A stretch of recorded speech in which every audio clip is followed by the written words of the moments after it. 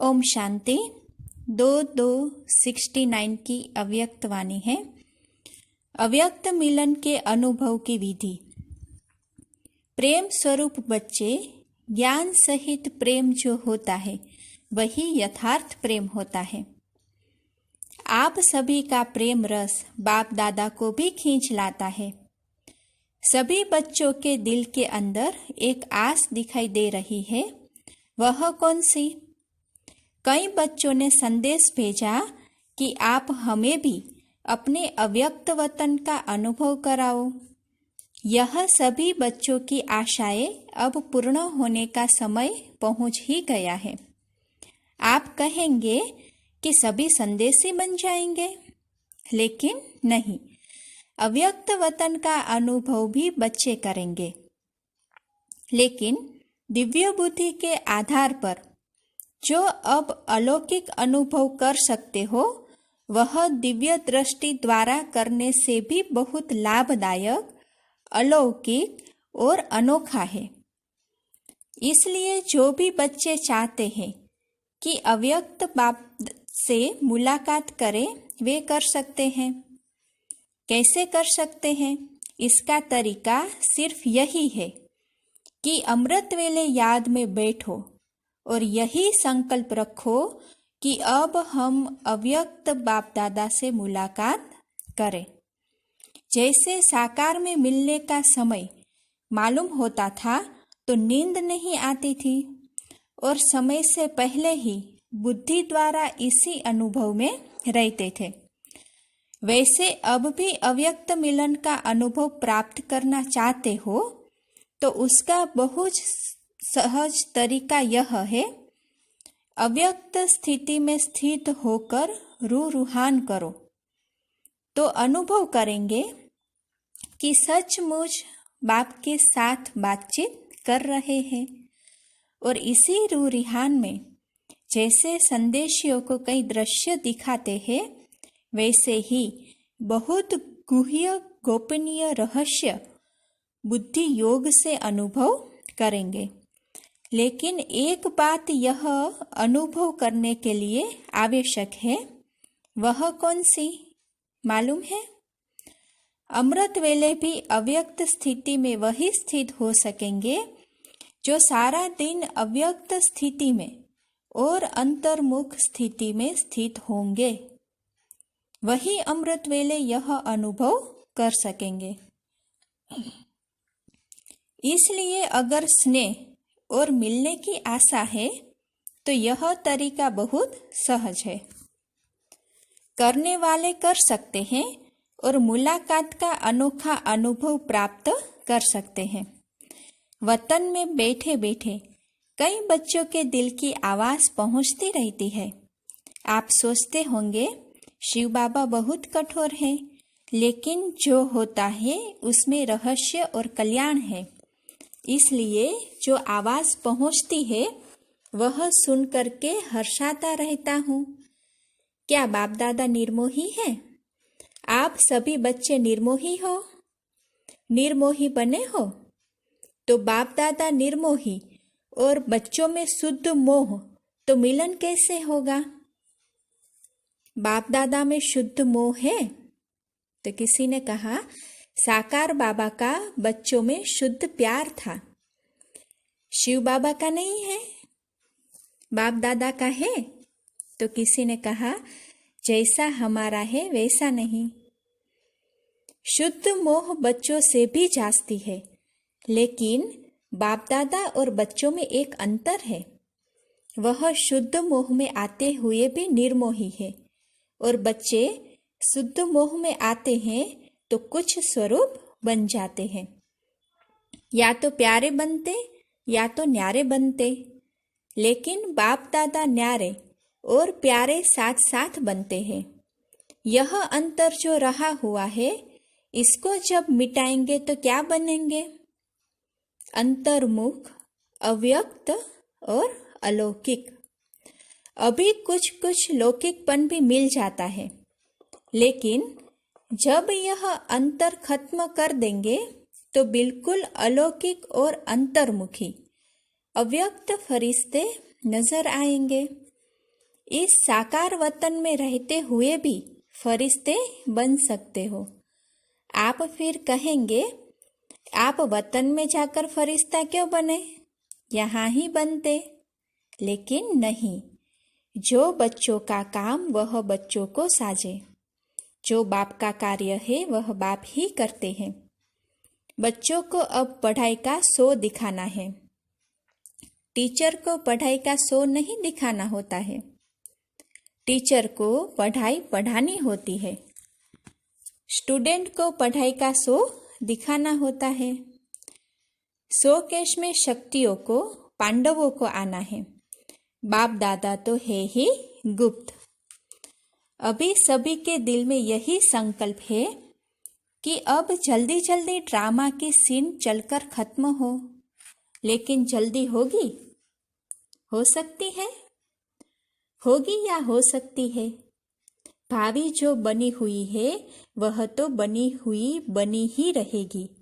लेकिन बनी हुई भावी में यह इतना नजर आता है कि अगर कल्प पहले माफिक संकल्प आता है तो संकल्प के साथ साथ अवश्य पहले भी पुरुषार्थ तीव्र किया होगा। तब तो यह भी संकल्प आता है कि ड्रामा का सीन जल्दी पूरा कर सभी अव्यक्त वतनवासी बन जाए। बनना तो है, लेकिन आप बच्चों में इतनी शक्ति है जो अव्यक्त वतन को भी व्यक्त में खींच कर ला सकते हो। अव्यक्त वतन का नक्शा व्यक्त वतन में बना सकते हो। आशाएं तो हर एक की बहुत है, ऐसे ही पहुंचती है जैसे इस साकार दुनिया में बहुत बड़ी ऑफिस होती है टेलीफोन और टेलीग्राफ की, वैसे ही बहुत शुद्ध संकल्पों की तारें वतन में पहुंचती रहती है। अभी क्या करना है?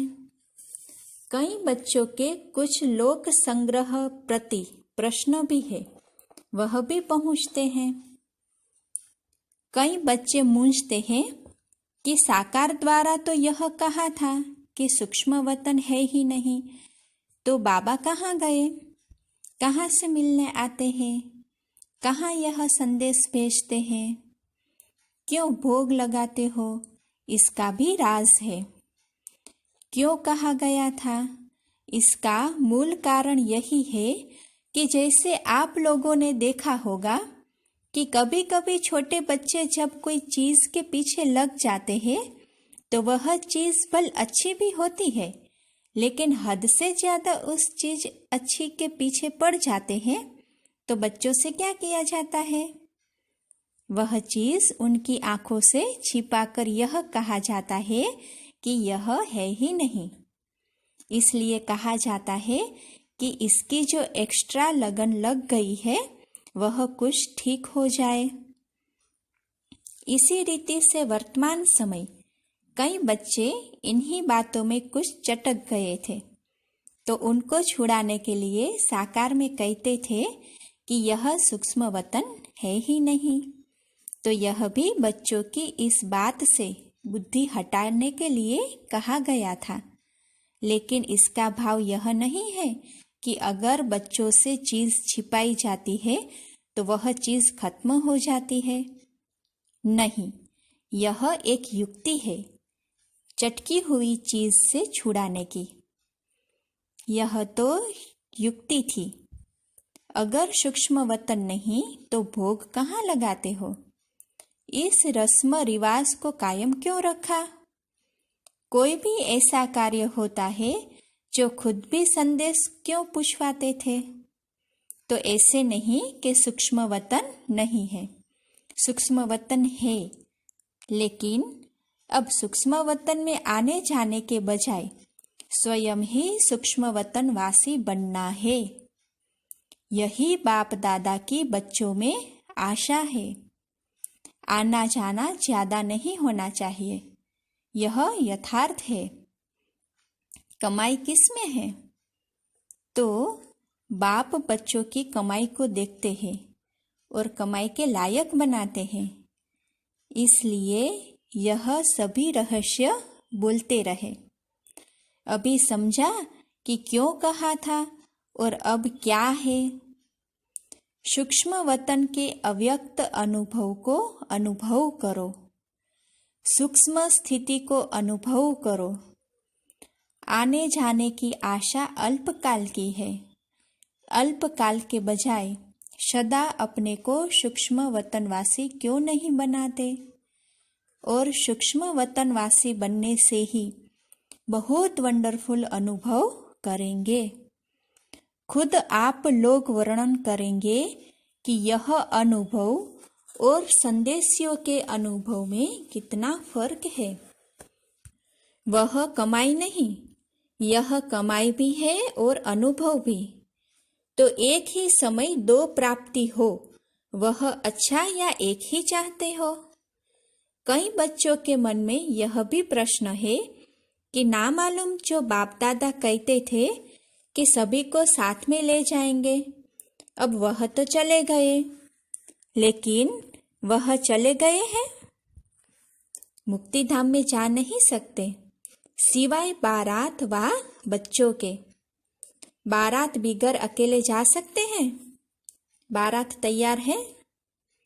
यही सुना है अब तक कि बारात के साथी ही जाएंगे। जब बारात ही सज रही है तो अकेले कैसे जाएंगे? अभी तो सूक्ष्म वतन में ही अव्यक्त रूप से स्थापना का कार्य चलता रहेगा।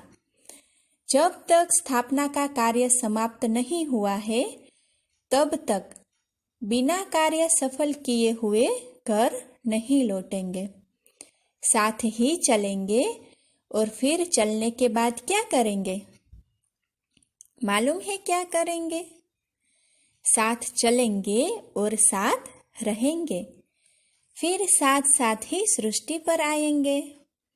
आप बच्चों का जो गीत है, कभी भी हाथ और साथ न छूटे, तो बच्चों का भी वायदा है, तो बाप का भी वायदा है।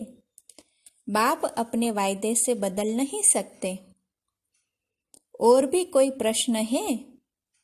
यूं तो समय प्रति समय सब स्पष्ट होता ही जाएगा। कईयों के मन में यह भी है ना कि ना मालूम जन्म होगा व क्या होगा। जन्म होगा, जैसे आपकी मम्मा का जन्म हुआ वैसे होगा। आप बच्चों का विवेक क्या कहता है? ड्रामा की भावी को देख सकते हो? थोड़ा थोड़ा देख सकते हो? जब आप लोग सबको कहते हो कि हम त्रिकालदर्शी बाप के बच्चे हैं, तो आने वाले काल को नहीं जानते हो? आपके मन में विवेक अनुसार क्या होना चाहिए? अव्यक्त स्थिति में स्थित होकर हाँ व ना कहो तो जवाब निकल आएगा। किसी ने कहा, इस रीति से बाप दादा ने 2-4 से पूछा। बहुत करके सभी का यही विचार था कि नहीं होगा। आज ही उत्तर चाहते हो या बाद में? हलचल तो नहीं मच रही है। यह भी एक खेल रचा जाता है। छोटे छोटे बच्चे तालाब में पत्थर मारकर उनकी लहरों से खेलते हैं, तो यह भी एक खेल है। बाप तुम सभी के विचार सागर के प्रश्नों के पत्थर फेंककर तुम्हारे बुद्धि रूपी सागर में लहर उत्पन्न कर रहे हैं। उन्हीं लहरों का खेल बाप दादा देख रहे हैं। अभी आप सबके साथ ही अव्यक्त रूप से स्थापना के कार्य में लगे रहेंगे। जब तक स्थापना का पाठ है, तब तक अव्यक्त रूप से आप सभी के साथ ही है। समझ गए? वतन में मम्मा को भी इमर्स किया था। पता है क्या बात चली? जैसे साकार रूप में, साकार वतन में मम्मा बोलती थी कि बाबा आप बैठे रहिए, हम सभी काम कर लेंगे। इसी रीति से वतन में भी यही कहा कि हम सभी कार्य स्थापना के जो करने हैं वह करेंगे। आप बच्चों के साथ ही बच्चों को बहलाते रहिए। ऐसे ही साकार में कहती थी। वही वतन में रू रिहान चली। आप सभी के मन में तो होगा ही कि हमारी मम्मा कहाँ गई। अभी यह राज इस समय स्पष्ट करने का नहीं है। कुछ समय के बाद सुनाएंगे कि वह कहाँ और क्या कर रही है। स्थापना के कार्य में मददगार है, लेकिन भिन्न नाम रूप से। अच्छा, अब तो टाइम हो गया है। आज वतन में दूर से ही सवेरे से खुशबू आ रही थी। देख रहे थे कैसे स्नेह से चीजें बना रहे हैं। दादी से, आपने देखा भंडारे में चक्र लगाया? चीजों की खुशबू नहीं, स्नेह की खुशबू आ रही थी। यह स्नेह ही अविनाशी बनाता है। अविनाशी स्नेह है ना, याद हर एक की पहुंचती है। उसका रेस्पान लेने के लिए अवस्था चाहिए। रेस्पान फौरन मिलता है। जैसे साकार में बच्चे बाबा कहते थे तो बच्चों को रेस्पान मिलता था, तो रेस्पान अब भी फौरन मिलता है, लेकिन बीच में व्यक्त भाव को छोड़ना पड़ेगा, तब ही उस रेस्पान को सुन सकेंगे। अब तो और ही ज्यादा चारों ओर सर्विस करने का अनुभव कर रहे हैं। अब अव्यक्त होने के कारण एक और क्वालिटी बढ़ गई है। कौन सी मालूम है?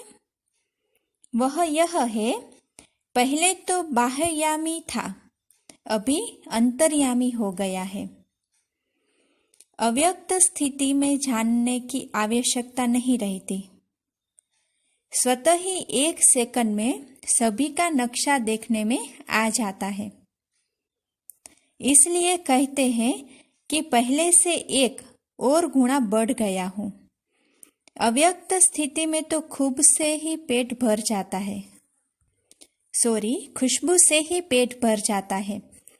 आप लोगों को मालूम है, एक मुख्य शिक्षा बच्चों के प्रति दे रहे हैं। अब सर्विस तो करनी ही है। यह तो सभी बच्चों की बुद्धि में लक्ष्य है और लक्ष्य को पूर्ण भी करेंगे, लेकिन इस लक्ष्य को पूर्ण करने के लिए बीच में एक मुख्य विघ्न आएगा। वह कौन सा पता है? मुख्य विघ्न सर्विस में बाधा डालने के लिए कौन सा आएगा? सभी के आगे नहीं, मेजोरिटी के आगे आएगा। वह कौन सा विघ्न है, पहले से ही बता देते हैं। सर्विस करते करते यह ध्यान रखना है कि मैंने यह किया, मैं ही यह कर सकता हूँ। यह मैंपन आना, इसको ही कहा जाता है ज्ञान का अभिमान, बुद्धि का अभिमान, सर्विस का अभिमान। इन रूपों में आगे चलकर विघ्न आएंगे, लेकिन पहले से ही इस मुख्य विघ्न को आने नहीं देना। इसके लिए सदा एक शब्द याद रखना कि मैं निमित्त हूँ। निमित्त बनने से ही निराकारी, निरहंकारी और नम्रचित्त, निसंकल्प अवस्था में रह सकते हैं। अगर मैंने किया, मैं आया, तो मालूम है क्या होगा? जैसे निमित्त बनने से निराकारी, निरहंकारी, निरसंकल्प स्थिति होती है, वैसे ही मैं आने से मगरूरी, मुरझाइश, मायूसी आएगी। उसकी फिर रिजल्ट क्या होगी? आखिरी अंत में उसकी रिजल्ट यही होती है कि चलते चलते जीते हुए भी मर जाते हैं। इसलिए इस मुख्य शिक्षा को हमेशा साथ रखना कि मैं निमित्त हूँ। निमित्त बनने से कोई भी अहंकार उत्पन्न नहीं होगा। नहीं तो अगर मैंपन आया तो मतभेद के चक्र में आ जाएंगे। इसलिए इन अनेक व्यर्थ के चक्करों से बचने के लिए स्वदर्शन चक्र को याद रखना, क्योंकि जैसे जैसे महारथी बनेंगे वैसे ही माया भी महारथी रूप में आएगी। साकार रूप में अंत तक कर्म करके दिखाया, क्या कर्म करके दिखाया? याद है क्या शिक्षा दी? यही कि निरअहंकारी और निर्माण चित्त होकर एक दो में प्रेम प्यार से चलना, एक माताओं का संगठन बनाना। जैसे कुमारियों का ट्रेनिंग क्लास किया, वैसे ही माताएं जो मददगार बन सकती है और है, उन्हों का मधुबन में संगठन रखना। कुमारियों के साथ माताओं का संगठन हो। संगठन के समय फिर आना होगा। स्नेह को देखते हैं तो ड्रामा याद आ जाता है। ड्रामा जब बीच में आता है तो साइलेंस हो जाते हैं। स्नेह में आए तो क्या हाल हो जाएगा? नदी बन जाएंगे। लेकिन नहीं, ड्रामा। जो कर्म हम करेंगे वह फिर सभी करेंगे, इसलिए साइलेंस।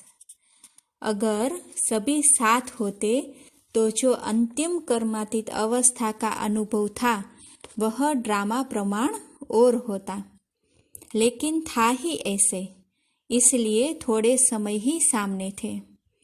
सामने होते भी जैसे सामने नहीं थे। स्नेह तो वतन में भी है और रहेगा, अविनाशी है ना। लेकिन जो सुनाया कि स्नेह को ड्रामा साइलेंस में ले जाता है और यही साइलेंस शक्ति को लाएगी, फिर वहाँ साकार में मिलन होगा। अभी अव्यक्त रूप में मिलते हैं, फिर साकार रूप में सतयुग में मिलेंगे। वह क्षण तो याद आती है ना। खेलेंगे, पाठशाला में आएंगे, मिलेंगे। आप नूरे रत्न सतयुग की सीनरी वतन में देखते रहते हो। जो बाप देखते हैं वह बच्चे भी देखते रहते हैं और देखते जाएंगे। अब तो ज्वाला स्वरूप होना है। आपका ही ज्वाला स्वरूप का यादगार है। पता है, ज्वाला देवी भी है। वह कौन है? यह सभी शक्तियों को ज्वाला रूप देवी बनना है। ऐसी ज्वाला प्रज्वलित करनी है जिस ज्वाला में यह कलयुगी संसार जलकर भस्म हो जाएगा। अच्छा, विदाई के समय बाप दादा बोले, सभी सेंटर्स के अव्यक्त स्थिति में स्थित हुए नूरे रत्नों को बाप व दादा का अव्यक्त याद प्यार स्वीकार हो। साथ साथ जो इशारा दिया है उसको जल्दी से जल्दी जीवन में लाने का तीव्र पुरुषार्थ करना है। अच्छा, गुड नाइट। सभी शिव शक्तियों और पांडवों के प्रति बाप की नमस्ते। अच्छा, ओम शांति, ओम शांति। तो आज बाबा ने अव्यक्त मिलन का अनुभव करने के लिए विधि बताई कि अमृत वेले अव्यक्त स्थिति में स्थित होकर बाप दादा से रूरिहान करो तो अनुभव करेंगे कि सचमुच बाप के साथ हम बातें कर रहे हैं। और जैसे साकार में बाबा कहने से तुरंत रेस्पॉन्ड मिलता था, वैसे ही अब भी मिलेगा। इसके लिए बाबा ने एक बात ध्यान रखने के लिए कहा कि सारा दिन अव्यक्त स्थिति और अंतर्मुख स्थिति बनी रहे। तो आज का हमारा यही पुरुषार्थ रहेगा कि सारा दिन अव्यक्त और अंतर्मुखता में रहेंगे। और साथ साथ शिक्षा दी कि सेवा में मैंपन समाप्त कर मैं निमित्त हूँ, यह सदा स्मृति में रखना है। अच्छा, ओम शांति।